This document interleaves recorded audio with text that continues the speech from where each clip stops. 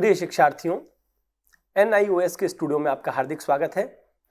वेदाध्ययनम पुस्तक के अंतर्गत हम वेद भाष्यकारों के विषय में जान रहे थे। अब तक हमने ऋग्वेद के भाष्यकारों के विषय में जाना।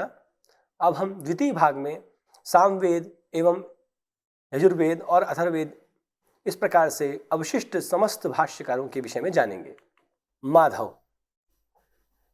माधव जो हैं उन्हें सामवेद संहिता के प्रथम भाष्यकार के रूप में ख्याति प्राप्त है। ये माना जाता है कि माधव ने सर्वप्रथम सामवेद पर भाष्य लिखा। इन्होंने सामवेद के दोनों खंडों पर भाष्य लिखा और इनका जो भाष्य है उसका नाम है उत्तर विवरणम। हम जानते हैं कि सामवेद का विभाग अर्चिक के क्रम से है, अतः छंदार्चिक से संबंधित जो इन्होंने भाष्य किया है उसे छंदसिका विवरणम कहते हैं। इसी प्रकार से उत्तरार्चिक से संबंधित जो इन्होंने भाष्य किया है उसका नाम उत्तर विवरण है। इस भाष्य का अन्वेषण सत्यव्रत सामश्रमी महोदय के द्वारा किया गया। सत्यव्रत महोदय के द्वारा अपने सायण भाष्य के संस्करण में विवरण भाष्य के अंशों का प्रयोग पाद टिप्पणी के रूप में किया गया है। माधव जो हैं इनके पिता का नाम नारायण था। 12वीं शती के आचार्य देवराज यज्वा के द्वारा अपने निघंटु भाष्य की भूमिका में माधव का निर्देश किया गया है। इससे हमें यह पता चलता है, यह ज्ञात होता है कि निश्चित रूप से ये वही माधव हैं। बाणभट्ट जो कि प्रख्यात संस्कृत ग्रंथ कादंबरी के रचनाकार हैं, उनके श्लोकों से यह ज्ञात होता है, जहां पर उन्होंने त्रयी मयाय पद का प्रयोग किया है, कि निश्चित रूप से ये श्लोक किसी वैदिक ग्रंथ का श्लोक रहा होगा। इस बाणभट्ट के प्रयोग से यह ज्ञात होता है कि सबसे पहले साम भाष्यकार माधव ने ही इस श्लोक की रचना की होगी। इस प्रकार माधव का काल बाणभट्ट के पश्चात नहीं हो सकता, ये बात स्पष्ट हो जाती है। अतः ईसा से 7वीं शताब्दी पूर्व ऐसा काल हम माधव का मान सकते हैं, अर्थात 6ठी शताब्दी आचार्य लोग माधव का काल निर्धारित करते हैं, जो कि इन प्रमाणों से सिद्ध होती है। गुण विष्णु ने साम मंत्रों की व्याख्या अच्छे तरीके से की और इस व्याख्या का प्रचलन प्रसिद्धि मिथिला में, जो वर्तमान में बिहार में स्थित है, और बंग प्रदेश यानी कि बंगाल में अत्यंत ही प्रसिद्ध है। इनके द्वारा नित्य कर्म, नैमित्तिक कर्म इत्यादि कर्मों के विधानों से संबंधित साम मंत्रों की व्याख्या की गई। निश्चित रूप से इनका संबंध मिथिला या बंगाल से रहा होगा, इसीलिए इनके भाष्य की वहां व्यवस्थित रूप से प्रसिद्धि देखने को मिलती है। इनके द्वारा प्रणीत छांदोग्य भाष्य का प्रकाशन कलकत्ता संस्कृत परिषद के माध्यम से हुआ है। यह भाष्य सामवेद की कौथुम शाखा से संबंधित है। विद्वान लोग कहते हैं कि गुण विष्णु के द्वारा सायण के द्वारा रचित मंत्र भाष्य के आधार पर रचना की गई है। इन सब आधारों पर लोग ये मानते हैं कि गुण विष्णु ने सायण के द्वारा रचित मंत्र भाष्यों के आधार को स्वीकार किया गया है। गुण विष्णु बल्लाल सेन अथवा उसके पुत्र लक्ष्मण सेन के राज्यकाल में निश्चित रूप से थे। इस आधार पर विक्रम की 12वीं शताब्दी के अंतिम भाग में और 13वीं शताब्दी के प्रारंभिक भाग में इनका समय सुनिश्चित किया जा सकता है। इनका छांदोग्य मंत्र भाष्य अत्यधिक सुप्रसिद्ध है। गुण विष्णु के द्वारा मंत्र ब्राह्मण भाष्य का और पारस्कर गृह सूत्र के भाष्य का भी निर्माण किया गया, रचना की गई। अब तक हमने ऋग्वेद और सामवेद के भाष्यकारों के विषय में जाना था। अब हम अवशिष्ट वेद भाष्यकारों के विषय में जानेंगे। उव्वट मूल रूप से कश्मीर से संबंधित थे, ऐसा विद्वान लोग स्वीकार करते हैं। उव्वट इस प्रकार का शब्द कहीं कहीं औवट और उवट इस नाम से भी उच्चरित किया जाता है। जनसामान्य विद्वान लोग इसे उपवट से ही जोड़कर देखते हैं। इनके द्वारा शुक्ल यजुर्वेद के भाष्य का प्रणयन किया गया, रचना की गई। इनके पिताजी का नाम वज्रट था। सुधा सागर नामक ग्रंथ की रचना करने वाले भीमसेन के अनुसार ये मम्मट के भाई थे। यजुर्वेद का जो भाष्य इन्होंने लिखा है उसमें इस प्रकार का श्लोक प्राप्त होता है, ऋष्यान दीनश्च पुरस्कृत्य अवंत्याम उवटो वसन मंत्र भाष्यम इदम चक्रे भोजे राष्ट्रम प्रशासति। इसके अतिरिक्त एक श्लोक और प्राप्त होता है, आनंदपुर वास्तव्य वज्रटाख्यस्य सूनुना मंत्र भाष्यम इदम क्लिप्तम भोजे पृथ्वीम प्रशासति। इन दोनों पद्यों के संदर्भों से यह स्पष्ट होता है कि निश्चित रूप से भोज का जो समय है वही उव्वट का भी था। भीमसेन के अनुसार उव्वट मम्मट के भाई थे, तो ऐसी स्थिति में जो जय्यट जो कि मम्मट के पिता थे उन्हें उव्वट का भी पिता होना चाहिए, पर ये वज्रट के पुत्र थे। इनके द्वारा अवंती, जिसका वर्तमान में नाम उज्जैन है, वहां पर निवास करते हुए भाष्य की रचना की गई और कुछ अंशों की रचना इन्होंने गुर्जर प्रदेश अर्थात वर्तमान गुजरात में रह करके की, ऐसा भी उद्धरणों से ज्ञात होता है। महाराजा भोज परमार वंश के धारा नगरी के शासक थे और इनका शासनकाल जो है 1018 ईसा से 1063 ईसा पर्यंत माना गया है। अतः राजा का काल 11वीं शताब्दी यह सुनिश्चित होता है। भोज के द्वारा अपनी राजधानी परिवर्तित की गई और वह राजधानी धारा नगरी से परिवर्तित करके उज्जैनी में स्थानांतरित की गई। इस प्रकार का वचन आईने अकबरी नाम के प्रसिद्ध ग्रंथ से प्राप्त होता है, जो कि अत्यंत प्रामाणिक ग्रंथ है। इसलिए उव्वट भोजराज के समय के थे, ऐसा विचार करके हम ये मान सकते हैं कि 11वीं शताब्दी के पूर्वार्ध में उव्वट की सत्ता थी। इस भाष्य में अध्यात्म परक अर्थ प्रदर्शित किए गए हैं। उव्वट के द्वारा ऋक् प्रातिशाख्य टीका, यजुः प्रातिशाख्य टीका, ऋक् सर्वानुक्रमणी भाष्यम, ईशावास्योपनिषद भाष्यम इत्यादि ग्रंथों का प्रणयन किया गया, रचना की गई।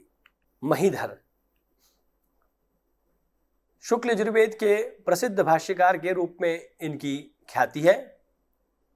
महीधर का जन्म भारतवर्ष की विद्या राजधानी अर्थात काशी, वर्तमान में वाराणसी में हुआ। ये नागर वंश में उत्पन्न ब्राह्मण थे। इन्होंने अपने वैदुष्य के प्रभाव से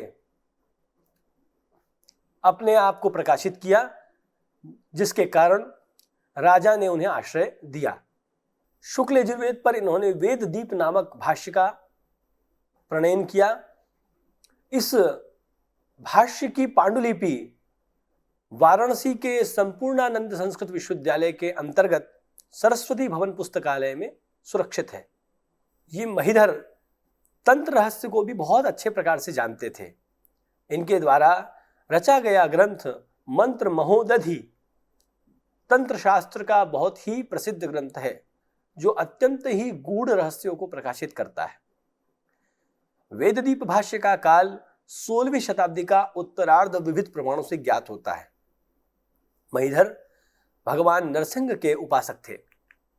हलायुध शुक्ल यजुर्वेद की काणु संहिता पर इन्होंने ब्राह्मण सर्वस्व नाम का भाष्य लिखा।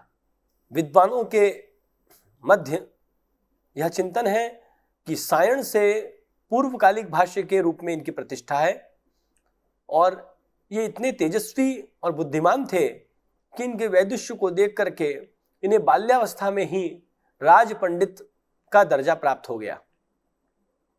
सामान्यतया श्वेत छत्र, छत्र अर्थात छाता, श्वेत यानी कि सफेद, सफेद वर्ण का छाता धारण करने का अधिकार सभी लोगों को नहीं होता था, लेकिन इन्हें प्रारंभिक युवावस्था में ही इनको वह राजा के द्वारा अधिकार प्राप्त हुआ। वृद्धावस्था में लक्ष्मण सेन के धर्माधिकारी के रूप में नियुक्त हुए। ये शैव दर्शन के प्रसिद्ध आचार्य थे और इन्हें शैव और वैष्णव दोनों प्रकार के आगमों के रहस्यों के विषय में अत्यंत गूढ़ जानकारी प्राप्त थी। इनके द्वारा मीमांसा सर्वस्व, वैष्णव सर्वस्व, शैव सर्वस्व, पंडित सर्वस्व इत्यादि ग्रंथों की रचना की गई। लक्ष्मण सेन का काल विक्रम की 1227 वर्ष से 1237 वर्ष पर्यंत था।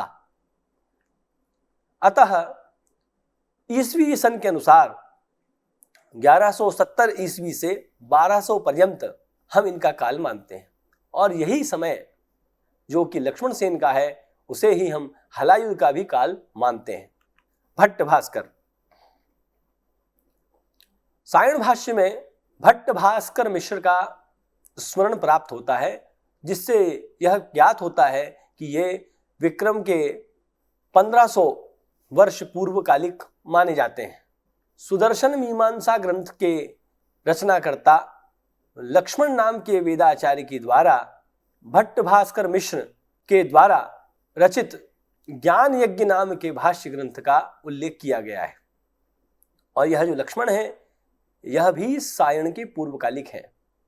देवराज यज्वा नाम के आचार्य ने भी अपने ग्रंथ में इनके द्वारा प्रणीत भाष्य का उल्लेख किया है, उनका उद्धरण दिया है।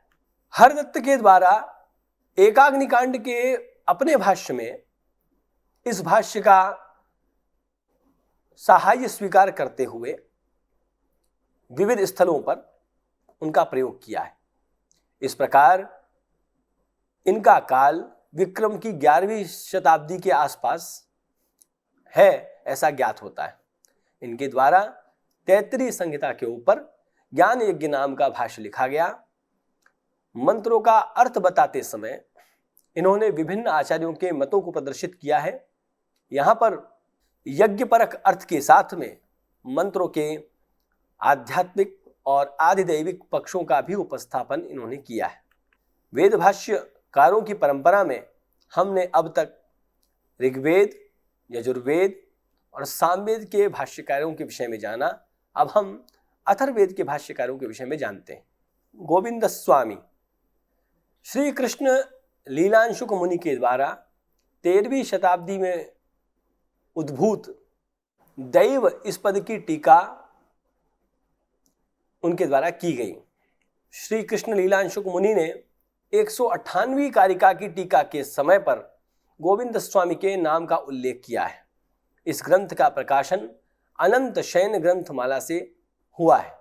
यह उद्धरण माधवीय धातु वृत्ति नाम के ग्रंथ में भी प्राप्त होते हैं।